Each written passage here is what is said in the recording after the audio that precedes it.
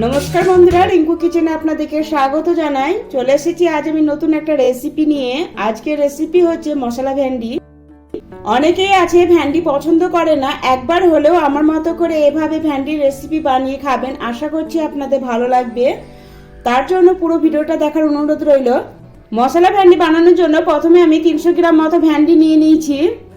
ভেন্ডিগুলো জল দিয়ে ধুয়ে পরিষ্কার করে নেওয়ার পরে একটা ভেন্ডিকে 2 টুকরো ভাগে কেটে নিয়েছি। এবার ভেন্ডি প্লেটটা সাইডে রেখে দিব। এবার মশলা বানাবো, তার জন্য একটা মিক্সার জার নিয়ে নিয়েছি। মিক্সারের মধ্যে দিয়ে দিলাম একটা বড় সাইজের কুচনো পেঁয়াজ আর একটা বড় সাইজের কুচনো টমেটো, 1/2 ইঞ্চি মতো আদা টুকরো, ঝালের জন্য 2টো কাঁচা লঙ্কা।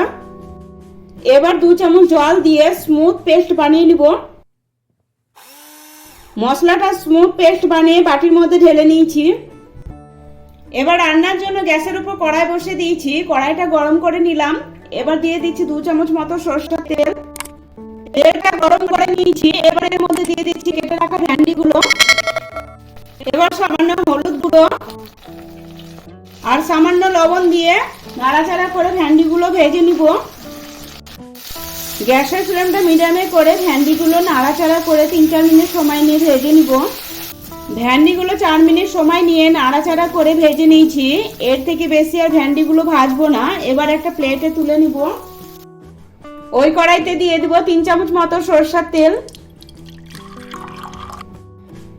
তেলটা গরম হয়ে গেছে। এবার দিয়ে দিলাম 2টো শুকনো লঙ্কা। শুকনো লঙ্কাটাকে একটু ভেজে নিব। শুকনো লঙ্কাটা একটু ভেজে নিয়েছি। এবার এর মধ্যে দিয়ে দিব একটা বড় সাইজের কুচনো পেঁয়াজ। নাড়াচাড়া করে পেঁয়াজটা একটু ভেজে নিব। পেঁয়াজটা নাড়াচাড়া করে 2-3 মিনিট সময় নিয়ে ভেজে নিয়েছি। এর বেশি আর পেঁয়াজটা ভাজবো না। এবার দিয়ে দিব আগে থেকে পেস্ট করে রাখা মশলাটা। পেঁয়াজের সাথে নাড়াচাড়া করে মশলাটা খুব ভালোভাবে মিশিয়ে নিব। পেঁয়াজের সাথে মশলাটা ভালোভাবে মিশিয়ে নিয়েছি। এবার দিয়ে দিচ্ছি 1 চামচ মতো কাশ্মীরি লাল লঙ্কার গুঁড়ো। কাশ্মীরি লাল লঙ্কার গুঁড়ো দেওয়ার কারণে তরকারিটা খুব একটা বেশি ঝাল হবে না। এবার দিয়ে দিব 1/2 চামচ মতো ধনে গুঁড়ো। ঝালের জন্য 1/2 চামচ মতো লাল লঙ্কার গুঁড়ো, 1/2 চামচের একটু কম হলুদ গুঁড়ো, স্বাদ অনুসারে লবণ দিয়ে দিলাম। এবার সব মশলাগুলো খুব ভালোভাবে মিশিয়ে নিব। মশলার সাথে ভালোভাবে মিশিয়ে নিয়েছি। এবার 2-3 মিনিট সময় নিয়ে মিডিয়াম ফ্লেমে মশলাটা কষিয়ে নিব। মশলাটা 3 মিনিট সময় নিয়ে কষিয়ে নিয়েছি আর মশলা থেকে তেল ছেড়ে দিয়েছে।